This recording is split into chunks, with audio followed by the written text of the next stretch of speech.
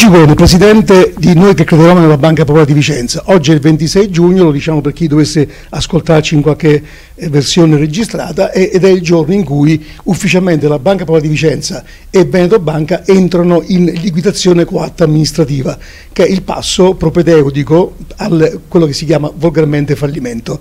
Quindi cominciamo un po' a chiarire i termini. Io vorrei, prima di fare le domande su quello che le interessa di più, la sorte che avranno gli azionisti, quelli che in particolare non hanno aderito alla offerta pubblica di transazione e quelli che hanno diritto ad avere rimborsi per le azioni comprate senza che fossero a conoscenza di quello che oggi è ufficializzato lo stato di dissesto della banca, volevo ripercorrere alcuni passaggi di questi giorni, mettendoli in un ordine logico più che in ordine temporale. Allora, il ministro Gentiloni ieri ha annunciato appunto il provvedimento di decreto legge che mette in moto questa macchina del fallimento e della cessione a Banca Intesa San Paolo di tutte le voci attive, positive delle due banche per €1. Gentiloni tra i vari passaggi ha detto una cosa che mi sembra importante. La crisi delle due banche, l'ha detto, è virgolettato, quindi l'ha detto, l'abbiamo ascoltato, la crisi delle due banche è precedente alla crisi del 2008, quindi con questo richiamando alle loro responsabilità gli amministratori, i dirigenti e, aggiungo io, probabilmente anche gli organi di controllo, vedi Banca Italia, che non hanno vigilato abbastanza. Intanto vorrei che ci desse un primo parere spot su questa frase, che è una chiamata in corresponsabilità per la prima volta di chi ha amministrato prima. Questa è una dichiarazione che è gravissima per due motivi. Uno, perché dice cose che la Procura non ha ancora detto, e quindi detta da un'istituzione è una cosa gravissima, vuol dire che qualcuno è indietro col lavoro. La seconda cosa è gravissima lo stesso perché un'istituzione come il Presidente del Consiglio che dice il dissesto della banca è cominciato ben da prima, bene, noi siamo convinti anche noi di questo e abbiamo fatto degli esposti in Procura. Se lui sa qualcosa, per dire una cosa del genere, deve sapere qualcosa, che vada in Procura anche lui a fare denuncia, altrimenti si parla di collusione, no? Ma infatti questa è una frase che io reputo importante, sia perché un giorno venga fatta giustizia, ma anche perché tra le varie componenti della giustizia c'è che chi ha messo i propri soldi in una musina che pensava sicura venga rimborsato, e il fatto che Gentiloni dica che il disastro è cominciato ben prima della crisi vuol dire che perlomeno tutta una serie di atti successivi, dalle emissioni di obbligazioni agli aumenti di capitale fatti dalle banche lo dice lui, sono atti commessi senza che i soci lo sapessero. E quindi questa è un'arma, secondo me, per gli azionisti. Sì, ma è per quello che noi stavamo vincendo in tribunale le sentenze e gli aumenti di capitale. Allora, quindi, ripeto, è gravissimo. Se sa qualcosa, noi direi che è gravissimo, può essere anche positivo in questa lunga lotta, perché è una missione ufficiale. Come può essere una missione ufficiale la transazione che è stata proposta, e quindi è una, anche se legalmente non implica una missione di responsabilità, ma uno non chiede di transare se è completamente a posto, a meno che non sia un buon samaritano. È quello che abbiamo sempre detto. Oggi è 26, io sono particolarmente legato per motivi personali a questo numero, però oggi ci torna comodo. 26 ottobre faccio un passo indietro, perché è anche opportuno che chi ci ascolta ricostruisca rapidamente un po' la situazione. Gentiloni dice che le responsabilità cominciano prima della crisi, il 26 ottobre 2014, domenica, la BCE, il primo atto ufficiale che compie la BCE in base alle norme, dopo che ha preso in mano i controlli delle banche europee che superassero un certo attivo, quindi subentrando a Banca d'Italia in questa funzione, il 26 ottobre cosa succede del 2014? Che delle tre banche venete, Banco Popolare supera ampiamente lo stress test e poi si è fuso nel frattempo con Banco Popolare di Milano, ma le due venete che ci interessano di più, quelle più vicine, Veneto Banca, sia pur diciamo così attaccata da Banca d'Italia, supera autonomamente il test di poco, ma prende un 6 meno.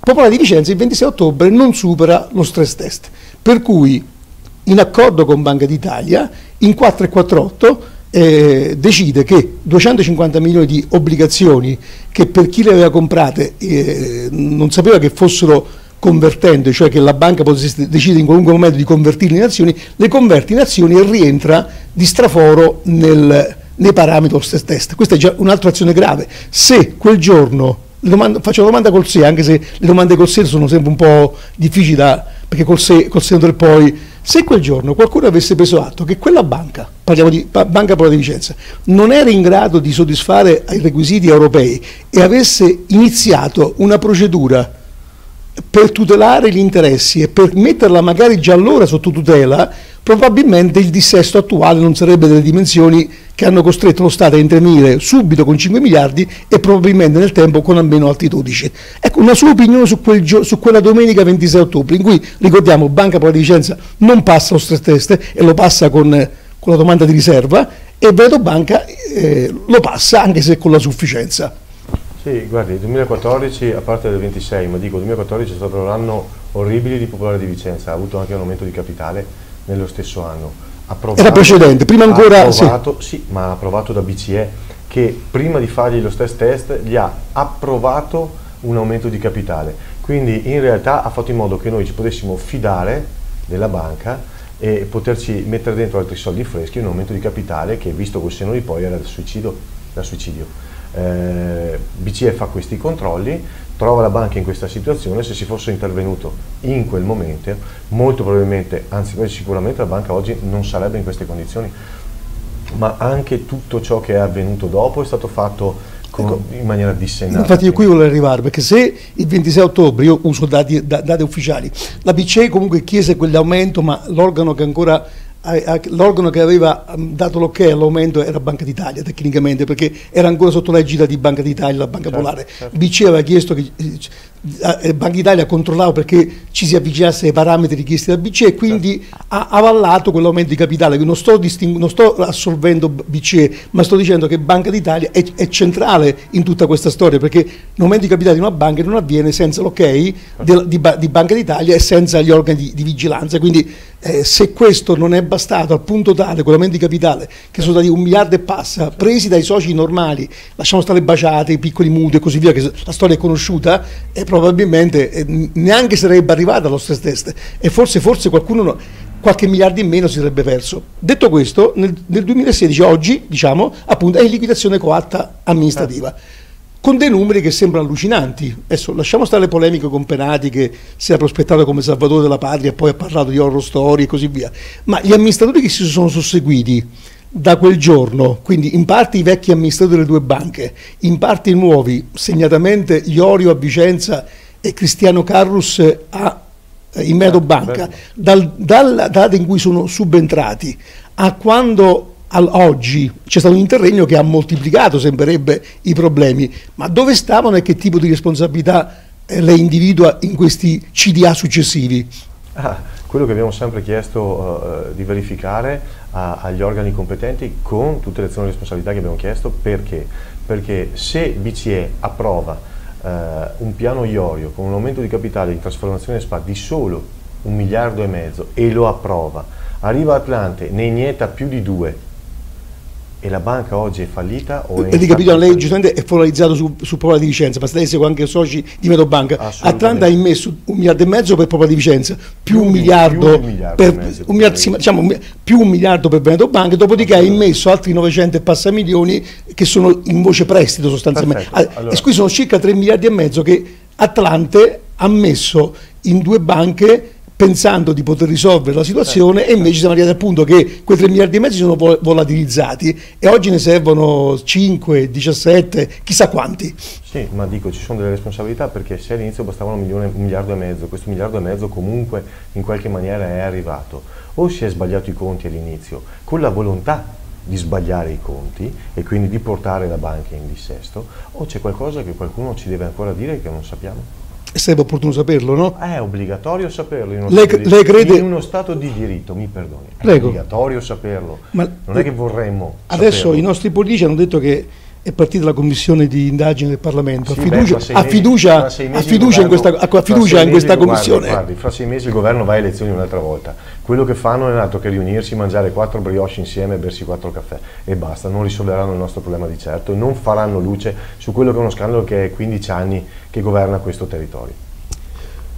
Io sono silente perché silenzio ha senso, no? Diciamo. Allora, oggi le due banche comunque sono in bancarotta, perché, ripeto, lo dico io, nel senso che sono in liquidazione coatta amministrativa, si potrebbe ipotizzare, ma qualche giornale già lo sta scrivendo, che potrebbero essere riconfigurati i reati possibili, dico possibile che su Popolo di Vicenza ancora non conosciamo ben poco, no? Sì. Conosciamo ben poco, se non le dispute tra le procure, si potrebbe essere riconfigurati i reati da aggiotaggio e ostacolo alla vigilanza, che è un po' assolutorio nei confronti di Banca Italia, che o non ha vigilato o non era capace di vigilare, evidentemente, visto che non parliamo di errori del 5%, parliamo di errori, ma l'errore ci può stare in tutti, no? Ma errori macroscopici così grossi andrebbero perlomeno bocciati quelli di Banca Italia, no? Se si fosse a scuola. Ecco, non andrebbero mandati agli esami di riparazione come penserebbe che stia avvenendo per Visco, che a novembre pare che verrà rinominato governatore di Banca d'Italia. Ma tornando un pochettino a noi, c'è una bancarotta di mezzo, quindi probabilmente si potrebbero, o si dovrebbero, non lo so, non sono io un avvocato, riconfigurare le tipologie di reato, quindi averle più pesanti, tipo quelle di bancarotta, se non estorsione, se non truffa, come anche Cappellari inizialmente aveva accennato. Ma questi eventuali reati potrebbero andare a colpire anche chi nel frattempo ha gonfiato, ha aumentato le perdite delle due banche, e anche se questo è difficile configurarlo come reato, io vedrei anche una responsabilità comunque di chi sono 2 anni e passa che di fatto ha fatto ben poco perché la situazione si sbloccasse, se non drammaticamente come è successo oggi. Sì. Quindi guardi, un suo parere. Quello che le dico io è il dissesto di questa banca in questo territorio come Veneto Banca ha creato più danni economici della seconda guerra mondiale. Per la seconda guerra mondiale hanno istituito un tribunale a Norimberga per crimini di guerra e crimini speciali. Qui oggi non ho visto un tribunale ordinario che si sia mosso o una procura che si sia mossa in tempi rapidi, veloci, come richiede la situazione drammatica. Ad oggi siamo ancora nel territorio del se, e questo è assolutamente inaccettabile allo stato odierno. La banca è in liquidazione e non si sa ancora per colpa di chi. Questo non è accettabile in uno Stato di diritto, se stiamo parlando di uno Stato di diritto. Ecco, lei ha detto una cosa, lei rappresenta molti soci. Alcuni di questi soci, forse anche molti, questi sono piccoli imprenditori, artigiani, immagino, non sono soltanto dei privati, punto e basta. Adesso, una cosa che non si è detta in maniera tecnicamente sbagliata, ma la vorrei un po' puntualizzare. Già la fusione delle due banche avrebbe portato, secondo me, dal punto di vista di chi ha dei fidi presso le banche, ha dei problemi, perché se lei ha un fido di 50 presso una banca e un fido di 50 presso un'altra banca, nella banca fusa è difficile che possa avere 100, perché ci sono dei parametri tecnici che non rendono possibile questa cosa.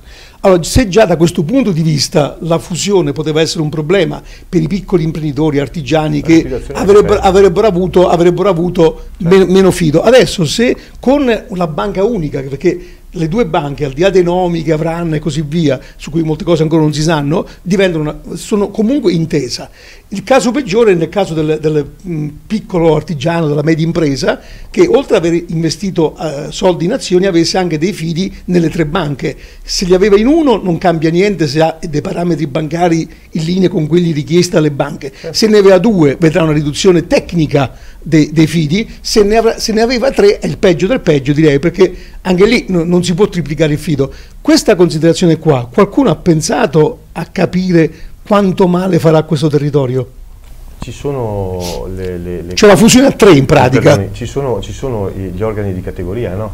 Per i commercianti, i piccoli imprenditori. Lei ha sentito che abbiano detto qualcosa? Ma chiedeva lei, no? Perché io sono un po' sordi, alcuni organi di categoria neanche ci mandano i comunicati, pensi un po'. Guardi, io su questo non ho sentito nessun organo di categoria commentare o dire qualcosa, e anche questo è scandaloso.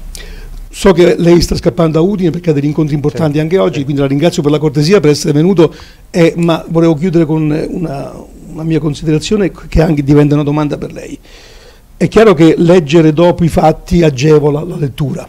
Noi siamo quelli che hanno provato a leggerli da subito, perché noi non richiamo, questi libri non ne abbiamo più da vendere, quindi e non penso, forse andrebbero ristampati, ma non lo so, quindi non lo facciamo noi dal 2010 abbiamo raccontato mano a mano che riusciamo a capire cosa succedeva, cosa stava avvenendo in Banca Popolare di Vicenza, e ne abbiamo fatto un libro, ma ugualmente ci siamo comportati per Veneto Banca, anche se era seguito un po' di meno per questioni territoriali, ma anche lì c'è tutta la storia sul sito di vicenzapiù.com, c'è tutta la storia. La cosa che oggi mi viene da chiederle è questa qua.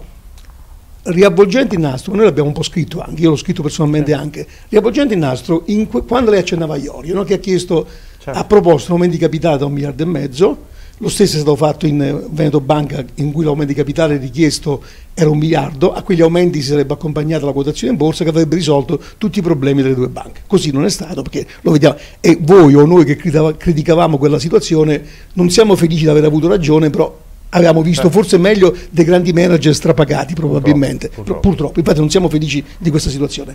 Però Iorio in particolare, abbiamo seguito di più le vicende della Banca Popolare di Vicenza, affermava nelle assemblee ufficiali, quindi quelle trascritte nei verbali, ma anche negli incontri ufficiosi avuti con le associazioni e con i soci, che tranquilli, aderite all'aumento di capitale, perché tanto poi comunque quello che mancherà lo metterà Unicredit. Scusi questa lunga digressione, però Unicredit aveva un accordo che poi non era un accordo, perché Iorio spacciava per accordo un preaccordo e Unicredit si è tirata fuori.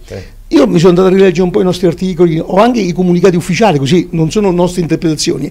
Intesa, nei primi tempi, che era quella che tramite IMI garantiva l'aumento di capitale di Veneto Banca, inizialmente aveva preso una posizione diversa, dicendo Unicredit decide a casa sua, noi decidiamo a casa nostra, noi andiamo avanti con il nostro progetto di garanzia per l'aumento di capitale. Dopodiché, a un certo punto, in poco tempo, Intesa, adducendo motivazioni simili a quelle di Unicredit, si è sfilata anche Intesa.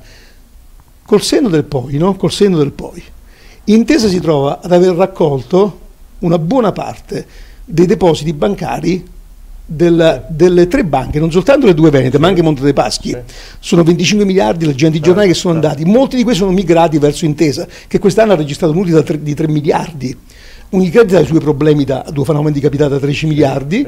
Intesa adesso non solo ha fatto questi utili raccogliendo anche, se non soprattutto, i soldi di queste banche in dissesto, e da una si era sfilata dopo che aveva confermato il suo impegno, ma oggi si trova tutta la parte buona, residua di queste 2 banche, quindi raccolta residua, fidi buoni e così via, nella pancia, con in più una serie di provvidenze, i 5 miliardi famosi che, ricordiamolo, non vanno alla Popolare di Vicenza, ma vanno in qualche modo a Intesa per azzerare l'impatto negativo, si trova anche con questo boccone. Ma Carlo Messina è stato particolarmente fortunato, o a differenza di altri amministratori locali ci ha visto bene e ha condotto la partita per arrivare dove voleva, cioè a fare banco sulle banche venete? Scusi il gioco di parole.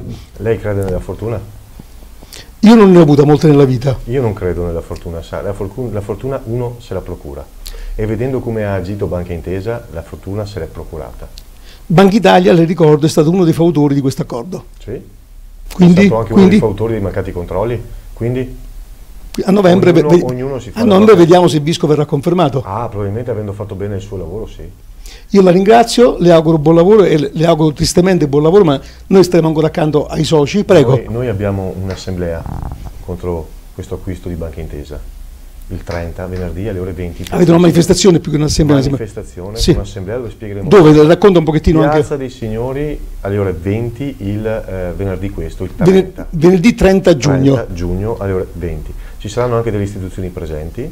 Noi vogliamo far saltare. Cioè saranno presenti o le avete invitate? Noi abbiamo invitate e qualcuno ci ha detto che ci sarà. Perfetto. Perché questo che sta succedendo è uno scandalo di svendita del territorio e dei suoi beni. Noi invitiamo tutti i risparmiatori di buona volontà a partecipare, perché oggi Popolare di Vicenza e domani un'altra banca. L'obiettivo a breve qual è? L'obiettivo è far saltare l'accordo, che non è un accordo, è una svendita, che non è una svendita, è uno stupro. È uno stupro di quello che è rimasto all'interno di Banca Popolare di Vicenza, che appartiene ai suoi soci al territorio e non a Banca Intesa. I politici ci saranno? I politici, le istituzioni devono esserci. Se non ci sono, ognuno si fa i propri conti nel momento in cui bisognerà contarsi, perché è arrivato il momento di contarsi adesso.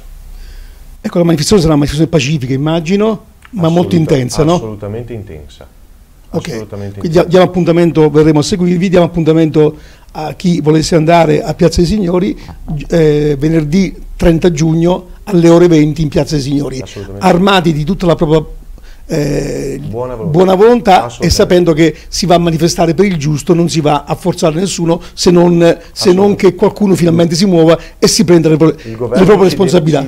Oggi che Gentiloni, poco fa prima di venire, ho letto il lancio di Radio Cor, Gentiloni ha detto: chi ha sbagliato deve pagare, quindi lo prendiamo in parola, chi ha sbagliato deve pagare. Ma noi è una vita che lo diciamo, sono 2 anni che lo crediamo. Ma non soltanto pagare in termini di responsabilità. Ma anche in termini di soldi, esatto. Sono d'accordo. Io la ringrazio, buona prosecuzione, so che non ho detto buon lavoro perché questo non è il suo lavoro. Andiamo nella situazione di Udine adesso. Vada pure e faccia tutto quello che è giusto fare. Grazie. Grazie. Grazie.